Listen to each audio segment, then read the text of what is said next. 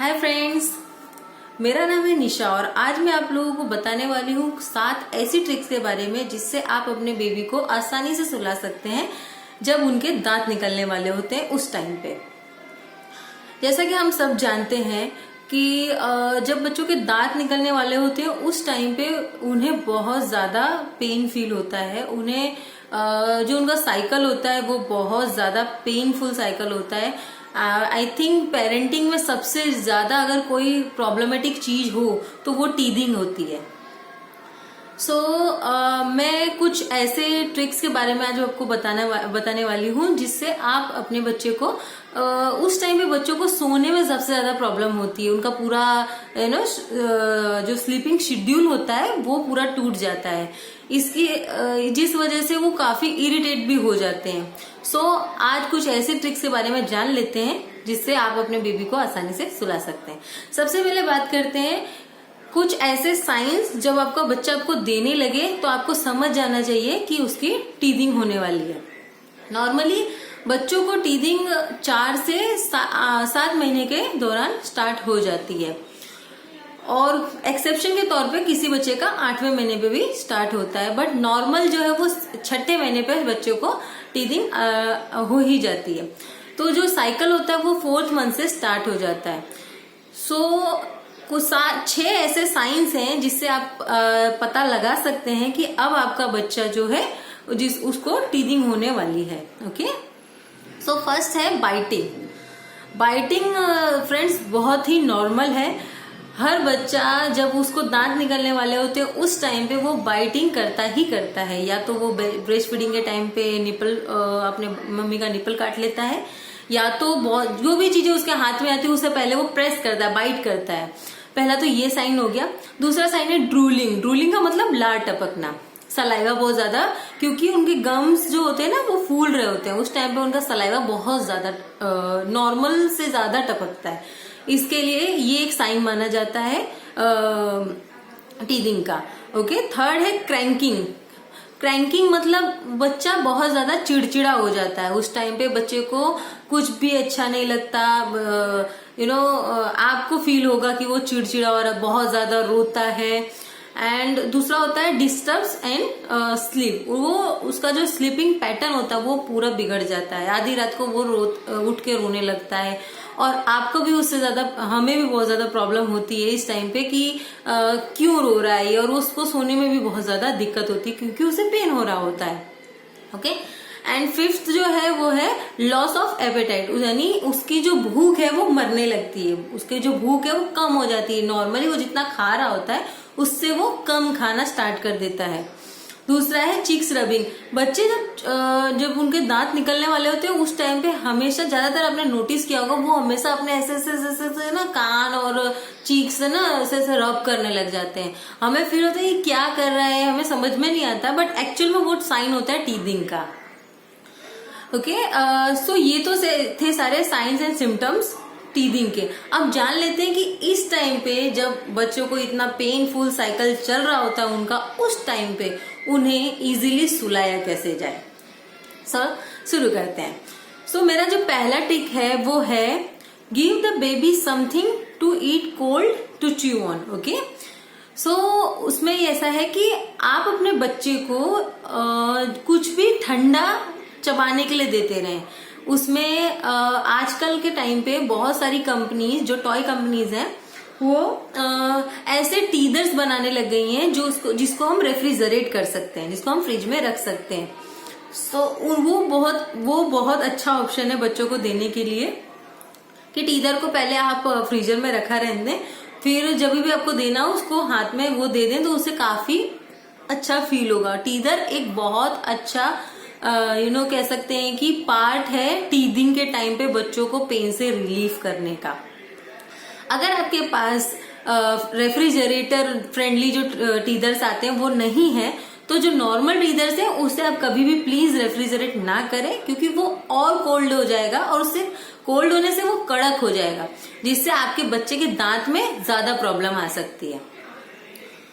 ये चीज आप ना करें बिल्कुल भी। अगर आपके पास रेफ्रिजरेटर फ्रेंडली टीदर नहीं है तो आप एक और चीज कर सकते हैं, जैसे कि गाजर को आप बॉईल करके और रेफ्रिजरेटर में रख दिया हो और उसके बाद उसको दे सकते हैं। वो ठंडा होगा ना तो उसको उसके काफी गम्स को वो ठंडक महसूस होगी उससे, ठीक है। दूसरी चीज आप कर सकते हैं मसाज द गम्स। जो उसके दांत निकलने वाले होते हैं उस टाइम पे पूरे जो गम्स है उसमें मसाज कर सकते हैं। आप क्या करें, अपनी उंगली को अच्छे से वॉश कर लें, उसको एकदम अच्छे से साफ कर लें और बच्चे के गम्स में ऐसे मसाज करें, उससे हल्का हल्का दबाएं, उसे मसाज करें। उससे बहुत अच्छा फील होता है उस टाइम पे, क्योंकि जहाँ पेन हो रहा होता है ना, अगर उस पे हम ऐसे प्रेस करते हैं तो उसे बच्चे को ना काफी आराम और पेन उसका जो रिड्यूस हो जाता है। सो एक ये बहुत अच्छा तरीका है बच्चे को पेन से रिलीफ करने का। जब रात में बच्चा आपका सो रहा हो और एकदम से उठे और उस टाइम पे अगर आप बच्चे को सुला रहे हो, उस टाइम पे अगर आप उसको ऐसे गम्स में ऐसे धीरे धीरे मसाज करें तो वो इजीली उसको आराम हो जाएगा और वो सो जाएगा। तीसरी चीज है give chamomile tea. Chamomile tea एक कह सकते हैं कि अच्छा ऑप्शन है बच्चे को देने के लिए, बट मेरे हिसाब से अगर आप कोशिश करें तो जो कैमोमाइल टी जो है वो 6 महीने से कम के बच्चों को हम नहीं दे सकते, डॉक्टर्स भी प्रिस्क्राइब नहीं करते। कैमोमाइल टी ऑप्शन बहुत अच्छा है बच्चों को देने को, बट 6 महीने से कम के बच्चों को आप कैमोमाइल टी नहीं दे सकते। जैसा कि हम सब जानते हैं कि 6 महीने से कम के जो बच्चे होते हैं वो ऑलरेडी ब्रेस्ट फीड पे ही होते हैं, उन्हें हम पानी तक नहीं दे सकते, तो टी तो क्या चीज है। बट जो 6 महीने से बड़े बच्चे हैं उन्हें आप डॉक्टर के प्रिस्क्रिप्शन पे ही कैमोमाइल टी दें, ये मेरा सजेशन रहेगा आपको। क्योंकि ऐसा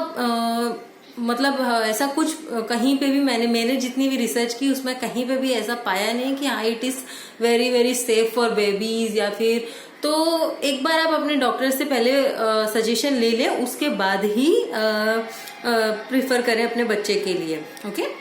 चौथा जो मेरा ऑप्शन रहेगा वो है कि आप जब अपने बच्चे को सुला रहे हो रात के टाइम पे, तब अपने बच्चे को कुछ ना कुछ ठंडा खिलाएं और पेट भर के खिलाएं। पहला तो ठंडा, यानी कि ठंडी चीज से आपके बच्चे के गम्स में पेन रिड्यूस हो जाएगा। दूसरा उसका पेट भरा होगा। अगर बच्चे का पेट भरा नहीं है तो आप कुछ भी कर लें, बच्चा नहीं सोएगा। सो ये बहुत इंपॉर्टेंट है ये देखना कि आपके बच्चे का पेट भरा हुआ होना चाहिए। और ठंडा खिलाने के लिए आप एक बहुत अच्छी चीज कर सकते हैं कि आप बच्चे को दही इंट्रोड्यूस कर सकते हैं। दही एक बहुत अच्छा ऑप्शन है बच्चों को मिल्क की प्रोडक्ट से इंट्रोड्यूस कराने का, उन्हें फ्रेंडली बनाने का। और दही सारे बच्चों को या तो कह सकते हैं ज्यादातर बच्चों को दही अच्छा ही लगता है। तो आप एक चीज कर सकते हैं, आप या तो दही को खिचड़ी के साथ खिला दीजिए या फिर सिर्फ दही खिला दीजिए, जैसा आपको प्रेफरेंस हो वैसा आप कर सकते हैं अपने बच्चे के लिए। ओके। सो पांचवा जो मेरा ट्रिक रहेगा वो है कि आप आजू बाजू का जो आपका माहौल है, जो एनवायरमेंट है, उसे शांत रखने की कोशिश करें, जो बहुत ज्यादा इम्पैक्ट करता है बच्चों को सोने के लिए।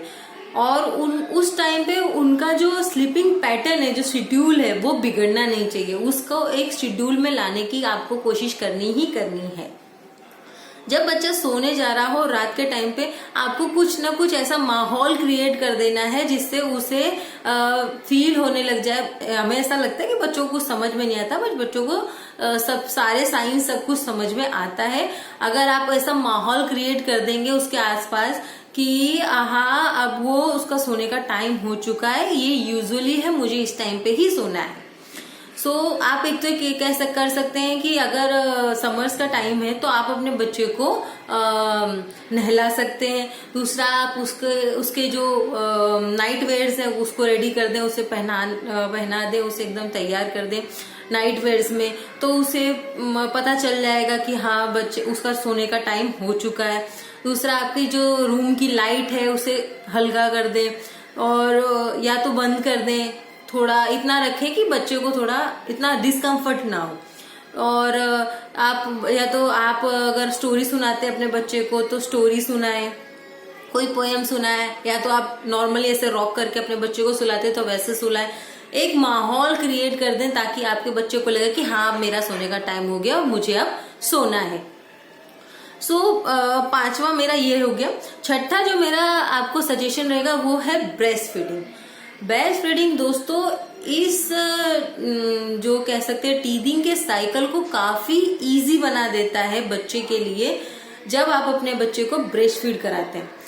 उसके ब्रेस्ट फीड करने से जो उसका गम्स है उसमें काफी कह सकते हैं कि पेन जो उसका है वो रिड्यूस होता है। ऐसा हो सकता है कि आपका बच्चा ब्रेस्ट फीडिंग के टाइम पे आपको बाइट कर ले, तो उसको से राहत पाने के लिए आप एक चीज कर सकते हैं कि आप जब उसको ब्रेस्ट फीड कराने वाले हो उससे कुछ टाइम पहले आप अपने एक कपड़ा ले लें और उससे आपने गीला कपड़ा ले लें, उससे अपने बच्चे के गम्स में ऐसे फिरा दें तो उससे काफी राहत मिलेगी और वो आपको बाइट नहीं करेगा।